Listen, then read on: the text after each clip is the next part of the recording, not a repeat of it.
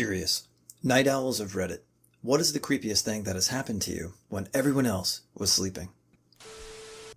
So I was home alone at 2 a.m. as my parents were out at a yearly company event which always drags out into the wee hours of the morning.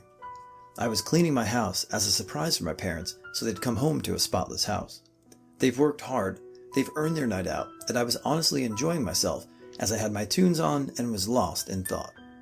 All the lights were on, so even though it was night, there wasn't a dark, spooky corner to make me feel uncomfortable. This is important for later. As I'm cleaning, I think I hear a door creaking. I shut off the music and sure enough, I hear creaking again. I go out into the hallway and it's the door to my sister's room creaking open. The light in her room is off, which I immediately found odd as I hadn't even gone into her room since it didn't need any cleaning. I figured the light was always off, or maybe I forgot having shut it off. There wasn't much in the way of wind, but the doors have been known to open and close sometimes on their own. Offhandedly, I say aloud, "Hey, could you close the door? I'd appreciate it." The door begins to creak closed, which at first started giving me chills, but I dismissed it, thinking I must have just timed my words to when it would start creaking closed, so I added on, "Actually, it's cool, you can keep it open." It started opening up again, creaking ever so slowly. I was starting to get creeped out, so I decided to just walk past and ignore it. Chalk it up to imagination getting the better of me. I didn't feel like putting my tunes back on, so as I cleaned, I kept hearing the door creaking again and again. And every time I go past the door to my sister's room, starting to get tired and almost sure it was the wind or something, I passed by it and saw it more open than before and pitch black inside. I didn't stick around to look inside and just commented in an offhand tone, "Just close the door already. Cool. Thanks, ghosts." Slam. I nearly jumped out of my fucking skin, and I immediately turned around to see the door to my sister's room closed shut. My eyes were wide and my heart was racing. Everything was so silent and calm. I had trouble believing. I was absolutely terrified. What scared me the most was the fact that my sister's room has a door where you need to turn the knob to fully close it, else the little metal piece which keeps the door closed makes it bounce off the frame unless you slammed it hard enough to bypass the resistance of the metal spring in the knob. The other thing that absolutely terrified me and made me go into my room and wait for my parents to come back home was that under the edges of the door in her room, the light was on. I used to live in the middle of the country in Arkansas. I lived alone at the time at a property my mother would rent out occasionally. It was a large 3-bedroom home with 2 stories. This house was right on the highway. A dirt road connected to that highway and led to houses that were a few acres behind my own. It was around midnight one night when I was still awake in my room where I keep my PC and all the lights were off. Suddenly, I could have sworn that I heard voices on the front porch of my home. My PC room was connected to that porch by a window. I immediately tensed up and listened. I couldn't make much out, but I was still so sure I heard something or someone speaking. Another detail about the house at the time was that the front door and most of the windows, thank God not the case for the one in my office, didn't have blinds or any means to cover them up. Up to this point, since I lived in the middle of fucking nowhere, I didn't lock my doors most of the time either. Looking back, I think I had my front door locked, but at the time I couldn't remember if it was. There were far too many exposed windows to just walk up to it and lock it too, at least to my paranoid mind that night. Most of my lights were off thankfully though, so I slipped back to my bedroom, which was down a hallway, grabbed my shotgun, again it's Arkansas, locked the door to my bedroom and waited. I still remember putting my iPhone to the base of the door, turning on the camera and using it to see out into the connecting hallway in case someone had come inside. Thankfully, I never saw anyone. I finally fell asleep a few hours later. Later though, I heard about how a neighbor on a dirt road had a son that had been arrested in another state. Their son had broken out and fled back home to that exact fucking house around the time I heard those voices on my porch. He'd been tracked down and eventually arrested there, only half a mile away from my home. So back when I was living out in the countryside, I used to have to drive a good 20 minutes just to get to a county-maintained road, and then another 40 minutes into the city to go to school and work. I'd go to school in the mornings and then work with a video production company filming weddings and bar mitzvahs and such. The events tended to run well past midnight, and then we'd have to break down and transport all the gear, lock up the shop, and then it'd be another hour of driving to get back to my girlfriend's family's home way out in the ranch land.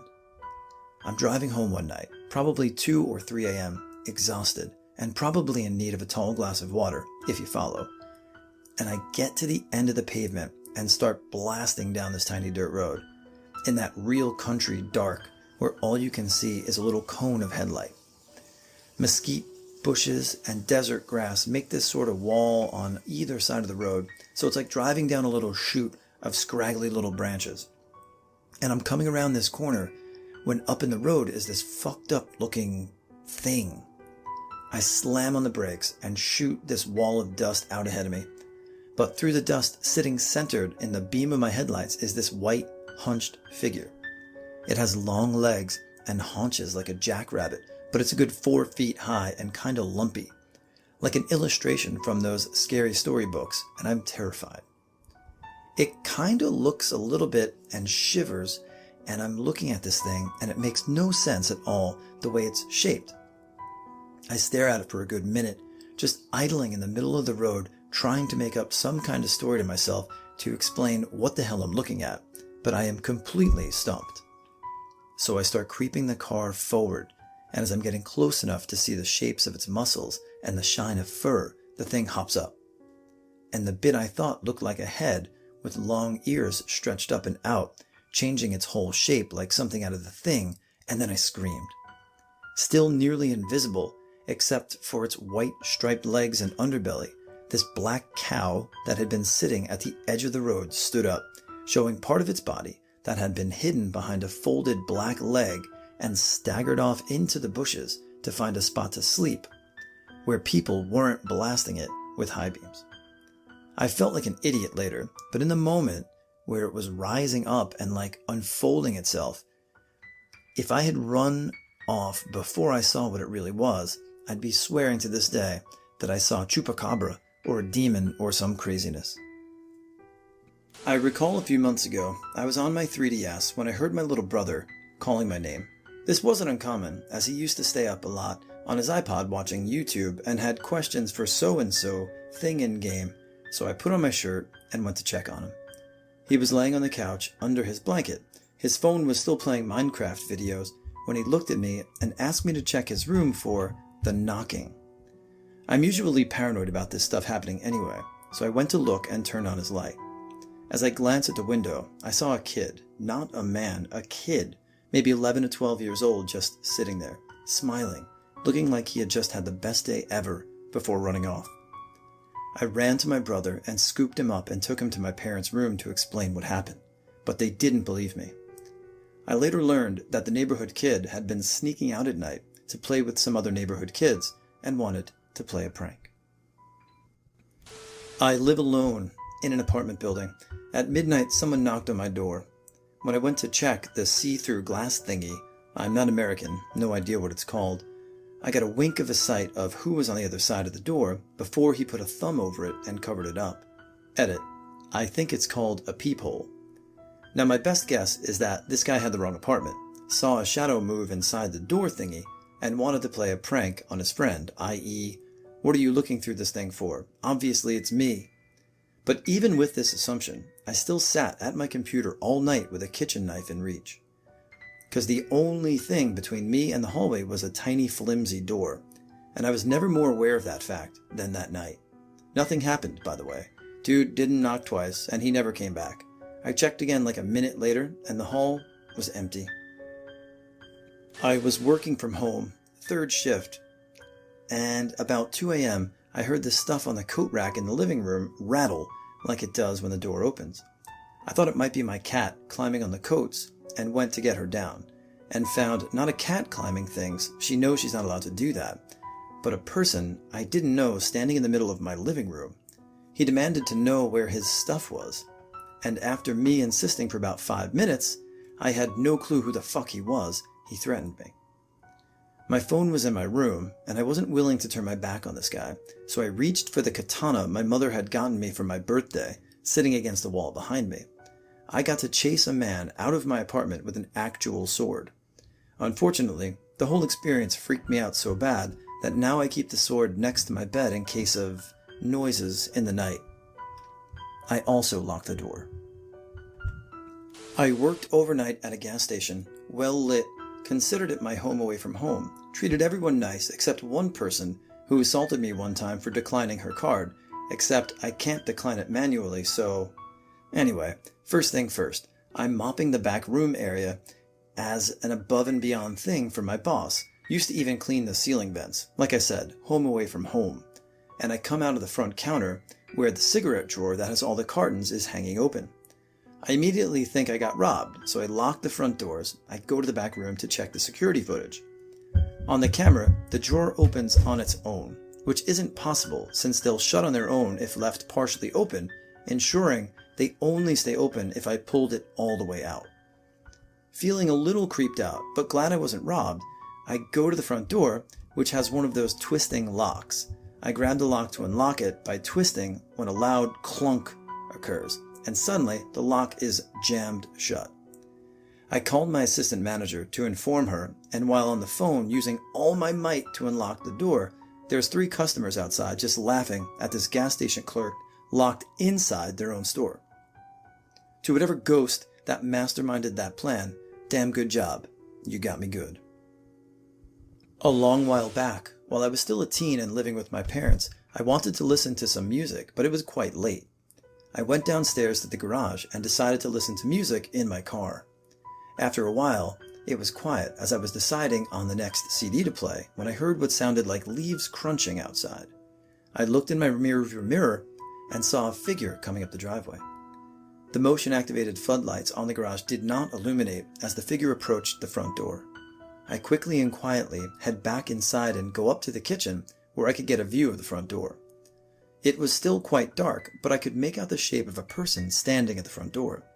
They stood there for a moment before I heard a knock.